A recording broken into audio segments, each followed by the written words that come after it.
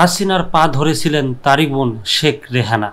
সাবেক প্রধানমন্ত্রী শেখ হাসিনার ছোট বোন শেখ রেহানা 5 আগস্ট গণভবনে গিয়ে তার পদত্যাগের জন্য পা ধরেছিলেন বলে জানিয়েছেন আন্তর্জাতিক অপরাধ ট্রাইব্যুনালের chief prosecutor Tajul Islam. Chief prosecutor বলেন, শেষ মুহূর্ত পর্যন্ত ক্ষমতা ধরে রাখার চেষ্টা করেছিলেন শেখ হাসিনা। অতিরিক্ত বল প্রয়োগ ও আরও রক্তপাতের মাধ্যমে পরিস্থিতি সামাল দেওয়ার জন্য তিনি প্রস্তুত ছিলেন।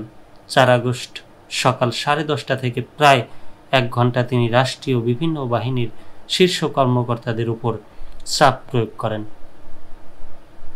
তিনি বলেন, এ সময় পরিস্থিতি সম্পূর্ণ নিয়ন্ত্রণের বাইরে চলে গেছে। এটা কিছুতেই মানতে চাইছিলেন না শেখ হাসিনা। পরে পরিবারের সদস্যরা বোঝানোর পর তিনি পদত্যাগে রাজি হন। দ্রুতই পদত্যাগপত্র জমা দিয়ে ছোট বোন শেখ রেহানাকে সঙ্গে নিয়ে সামরিক হেলিকপ্টারে গোপনে দেশ ত্যাগ করেন তিনি। এদিকে আদালত অবমাননার মামলায় শেখ হাসিনা ও সাবেক ছাত্রলীগ নেতা শাকিল আলম বুলবুলকে হাজির হতে সংবাদপত্রে বিজ্ঞপ্তি দিতে বলেছে আন্তর্জাতিক অপরাধ ট্রাইব্যুনাল।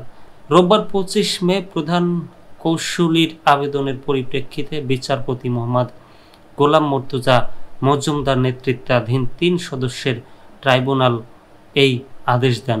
এদিন আসামিরা নিজেরা বা আইনজীবীর মাধ্যমে আদালতে হাজিরা দেননি। আদালত পরবর্তী আদেশের জন্য আগামী 3 জুন দিন ঠিক করেছেন।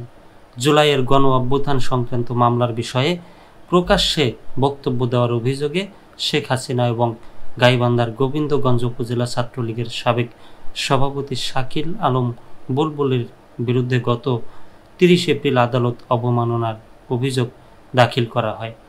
আন্তর্জাতিক অপরাধ ট্রাইব্যুনাল অভিযোগটি গ্রহণ করে 15 মের মধ্যে তাদের লিখিত জবাব দাখিলের নির্দেশ দেয়। তবে নির্ধারিত সময়ের মধ্যে জবাব না দেওয়ায় আদালত 25 মে 2 আসামিকে ট্রাইব্যুনালে হাজির হওয়ার নির্দেশ দেয়। কিন্তু সেই নির্দেশনা অমান্য করে তারা হাজির হননি বলে আদালতকে অবহিত করেন তাজুল ইসলাম। তিনি ট্রাইব্যুনালকে বলেন, শেখ হাসিনা ও শাকিলের বিরুদ্ধে আদালত অবমাননার নোটিশ জারি হয়েছে, কিন্তু কোনো জবাব দাখিল করেননি। এরপর হাজির হতে নির্দেশ দেওয়া হয় ট্রাইব্যুনাল থেকে। তারা হাজির হননি।